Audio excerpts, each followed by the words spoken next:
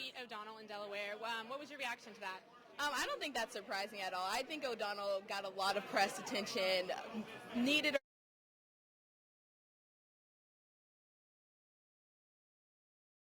and I don't think Coons' win was very surprising. Christine O'Donnell was a very, very entertaining person to report on. I mean, masturbation, witchcraft, she has it all. So, but I don't think Coons is it's a surprising win. I'm glad he won.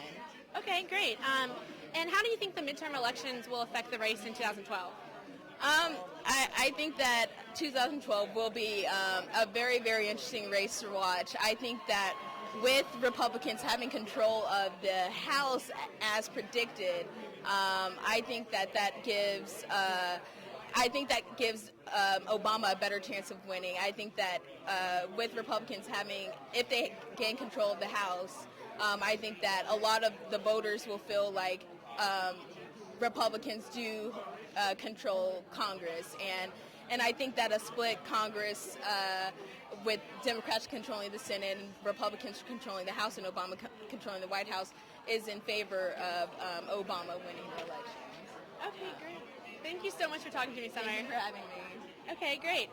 Now joining me is Republican College President Scott Mattery. Scott, thanks for talking to me. Thanks for having me.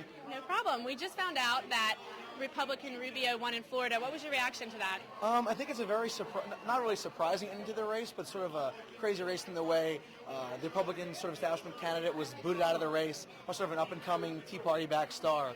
In terms of where he's going, I feel like Rubio is definitely a rising star. He has a lot to offer the GOP. But personally, I have some qualms with his positions, namely that he at first came out against Arizona's controversial immigration law, then kind of did a 180, in my opinion, to garner more national support, and then kind of turned his back on sort of sensible immigration reform. So in that sense, I'm a little disappointed that he had sort of attacked it that way.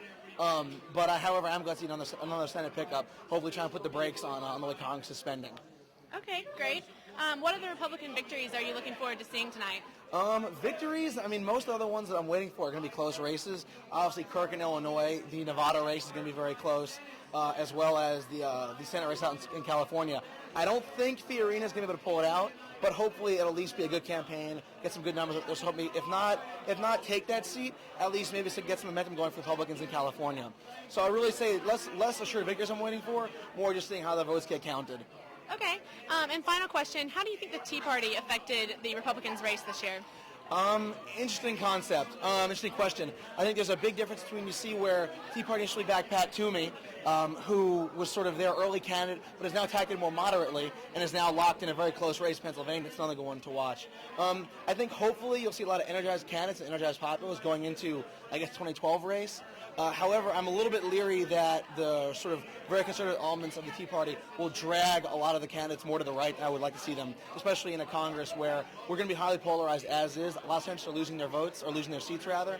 So hopefully it won't have too much of a polarizing effect. Hoping we really just get some sort of bipartisanship back, or bipartisanship in the first place, and maybe moderate everyone's positions a little bit more.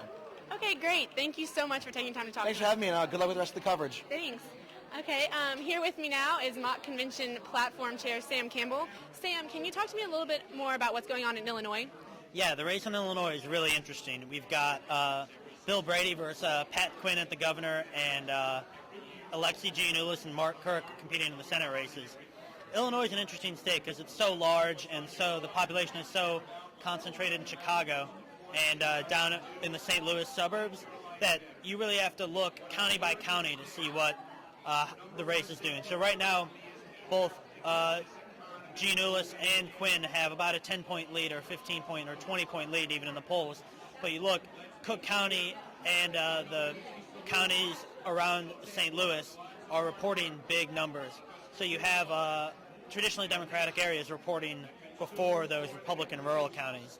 So right now, as the rural counties continue to report, you see the Democrats' lead kind of sinking in both statewide elections. But without being in the campaigns, I don't know exactly what numbers they thought they needed in Cook County, which is the city of Chicago, or in the St. Louis suburbs. So right now it looks like the race is holding up pretty much as we expected it to, but this is going to be a nail-biter all the way around, and you're going to have to continue to see when those rural counties can drive their ballots to the polling centers. Okay, great. What are the remaining races that you think we should focus on tonight? Well, right here in Virginia, there have been some really interesting returns. 538, which is a group that uses mathematical calculus models to predict elections, had some key Virginia races listed as kind of the Democratic firewall. People like Glenn Nye, Rick Boucher, Tom Perriello, Jerry Connolly, and these people are all going down in Virginia right now. So things are boding well for the Republicans. It looks like there's going to be a big Republican wave. Okay, great. Thank you so much, Sam. Thank you. Now with me is Mock Convention Politics Chair Zach Wilkes. Zach, thanks for talking to us tonight. Thank y'all. Sam kind of updated us on some races, but I just wanted to get from you more of a general trend of the Senate elections right now. Well, so far it looks like the Republicans are doing pretty well all across the board. We're not going to really see anything until you get results out of Pennsylvania. If Toomey takes Pennsylvania and if Illinois comes out for Kirk, then the Republicans are doing really well in the Senate. What we can look at more closely is in the House, though. Look at Virginia congressional races. Boucher went down, Perriello went down, Nye went down. Races that weren't even necessarily predicted for the Republicans have already gone that way. This is from the same prediction sites that are saying the Republicans are going to gain 59 seats. So I think by the end of the night, you're going to have a significant Republican majority in the House. The Senate, I still wouldn't say anything more than +8, +9 for the Republicans, maybe less. But the House is more volatile. The House is going heavily Republican at the moment. Okay, and what do you think all of this means for the 2012 race and for policy and legislation being passed in the next year? Well, in some ways, this actually helps Obama for 2012. It gives him someone to blame if things go wrong. He can campaign against the Republicans in Congress like Bill Clinton did after 1994. So it can help him in that way. Up until then, though, not a lot's going to happen in Congress. Not a lot's going to get through. We're going to see deadlock. We're going to see what we expected. Okay, great. Well, thank you so much for talking to us. Okay, thank you. I appreciate it. You're welcome. That's all for now from the Hillel House and Mock Convention Updates. For the Rockridge Report, I'm Melissa Powell.